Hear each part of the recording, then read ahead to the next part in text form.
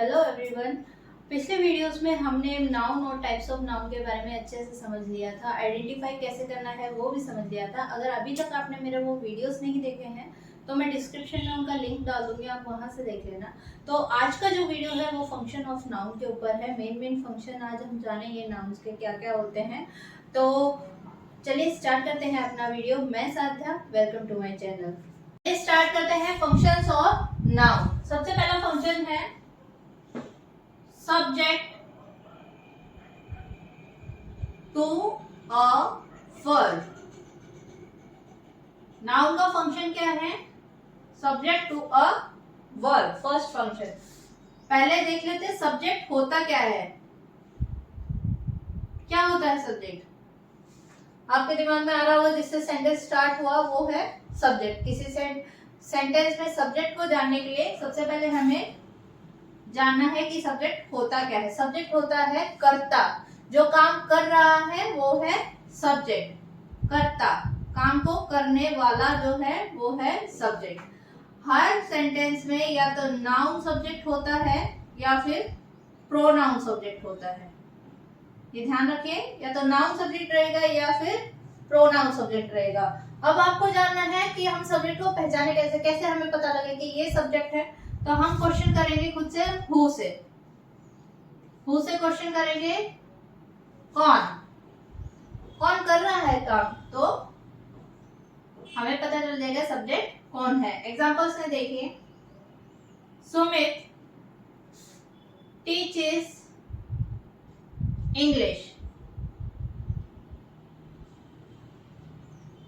ठीक है, Sumit teaches English. तो कौन इंग्लिश पढ़ा रहा है? Who teaches English? सुमित। तो सुमित क्या हो गया? सब्जेक्ट। ठीक है, सुमित हो गया सब्जेक्ट। इस सेंटेंस का सब्जेक्ट कौन हो गया? सुमित। टीचर्स क्या हो गया? वर्ब। में वर्ब और इंग्लिश क्या हो गया? ऑब्जेक्ट। ठीक है, तो सुमित टीचर्स इंग्लिश में सब्जेक्ट हो गया सुमित, टीचर्स हो गया वर्ब और ऑब्जेक्ट क्या हो गया? इंग्लिश। वर्ब का मतलब होता है हिंदी में क्रिया। ठीक है, वर्ब का मतलब क्या होता है? क्रिया। जो काम हो रहा है वो है क्रिया। ठीक है, चलिए अब फंक्शन के बारे में जानते हैं।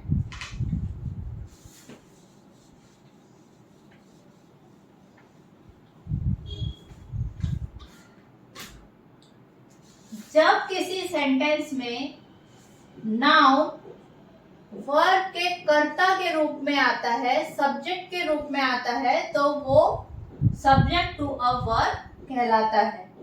बार फिर से रिपीट कर रही हूं, जब कोई नाउन वर्ब के सब्जेक्ट के रूप में आता है किसी सेंटेंस में, तो वो सब्जेक्ट टू अ वर्ब कहलाता है। एग्जांपल से समझिए, गीता cooks the food। ठीक है, एक और एग्जांपल देखिए, the girl sing a song. ठीक है, तो इसमें सबसे पहले हम सब्जेक्ट देखेंगे। Who cooks the food? तो गीता। गीता हो गया सब्जेक्ट। ठीक है, कुक्स क्या हो गया? वर्ब। और द फूड क्या हो गया? ऑब्जेक्ट। ठीक है, तो अब इस सेंटेंस में वर्ब के सब्जेक्ट के रूप में क्या है? नाउन। ठीक है, गीता नाउन है। नाउन जब वर्ब के कर्ता के रूप में आता है तो वो सब्जेक्ट टू अ वर्ब कहलाता है। ठीक है, नेक्स्ट सेंटेंस में देखिए, the girl sing a song. लड़की गाना गाती है। Who sings the song? Girl. तो गर्ल क्या हो गई? सब्जेक्ट। ठीक है, द गर्ल कौन हो गया? सब्जेक्ट। सिंग क्या हो गया? वर्ब। और सॉन्ग क्या हो गया? ऑब्जेक्ट। ठीक है, समझ में आ गया होगा। Subject to a verb noun का फंक्शन, जब नाउन वर्ब के सब्जेक्ट के रूप में आता है, वर्ब क्रिया सब्जेक्ट कर्ता, जब नाउन वर्ब के कर्ता के रूप में आता है किसी सेंटेंस में, तो वो सब्जेक्ट टू अ वर्ब कहलाता है। ठीक है, नेक्स्ट देखते हैं अब सेकंड फंक्शन देखते हैं, ऑब्जेक्ट टू अ वर्ब। ठीक है, सबसे पहले हम ऑब्जेक्ट को समझ लेते हैं। ऑब्जेक्ट क्या होता है? हिंदी में बोलते हैं कर्म। जिसके लिए कर्म हुआ है वो है ऑब्जेक्ट, जो कर्म हुआ है वो है ऑब्जेक्ट। ऑब्जेक्ट दो तरह के होते हैं, डायरेक्ट एंड इनडायरेक्ट।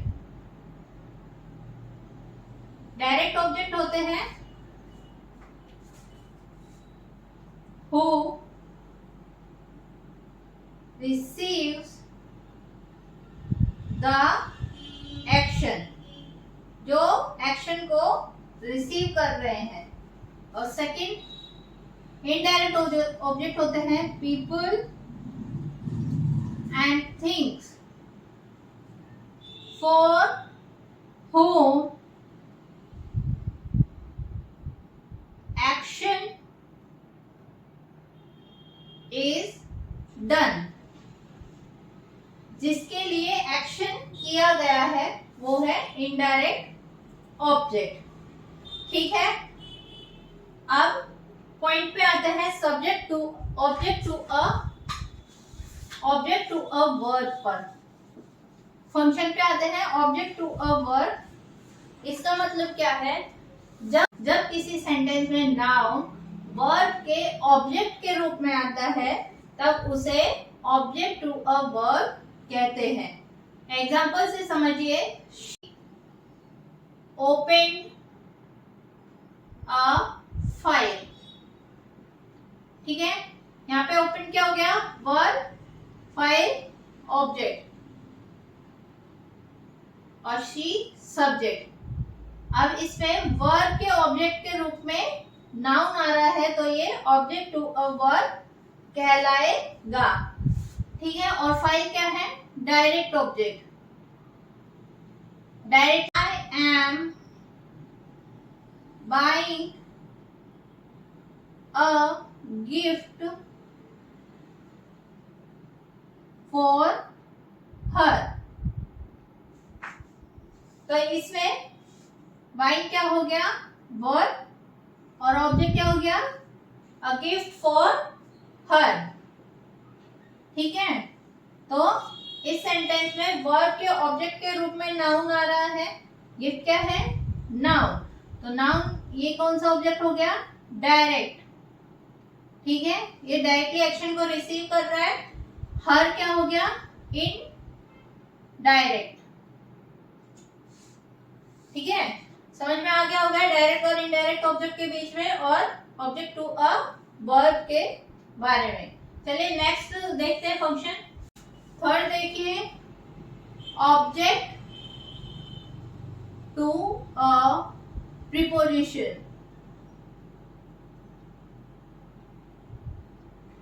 ठीक है, जब किसी सेंटेंस में नाउन प्रीपोजिशन के बाद आता है तो वो ऑब्जेक्ट टू अ प्रीपोजिशन कहलाता है। एग्जांपल देखिए, she स्लीप्स in a room.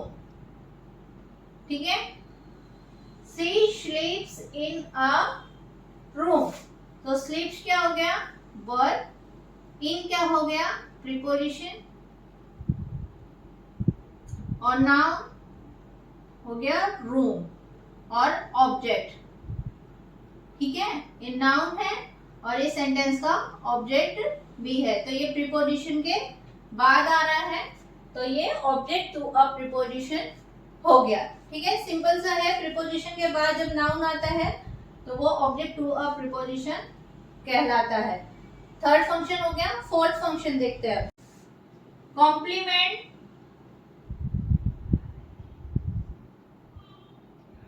Of a verb. ठीक है, जब कोई नाउन या नाउन का use is, am, are, was, were के बाद होता है तो वो कॉम्प्लीमेंट ऑफ द वर्ब कहलाता है। जब किसी नाउन का use is, am, are, was, were के बाद होता है तो वो कॉम्प्लीमेंट ऑफ द वर्ब कहलाता है। कॉम्प्लीमेंट का यूज होता है सेंटेंस का मीनिंग पूरा करने के लिए, to complete the meaning.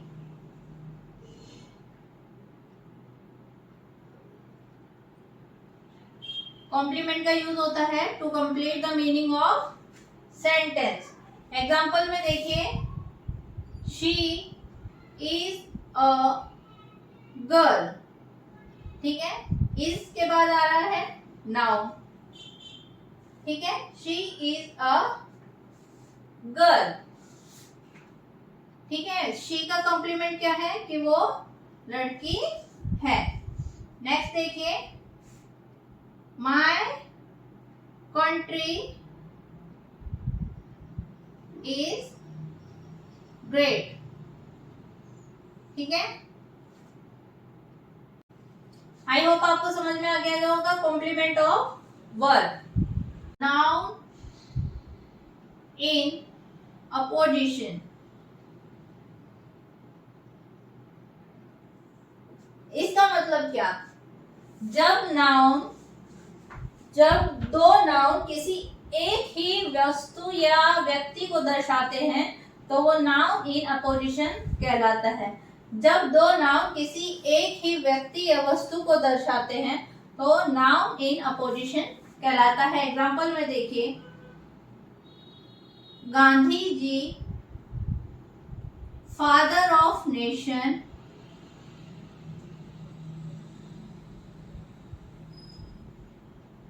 used to visit ashram. ठीक है, Gandhi ji father of nation, दो अलग अलग नाउन है पर एक ही व्यक्ति को दर्शा रहे हैं। गांधी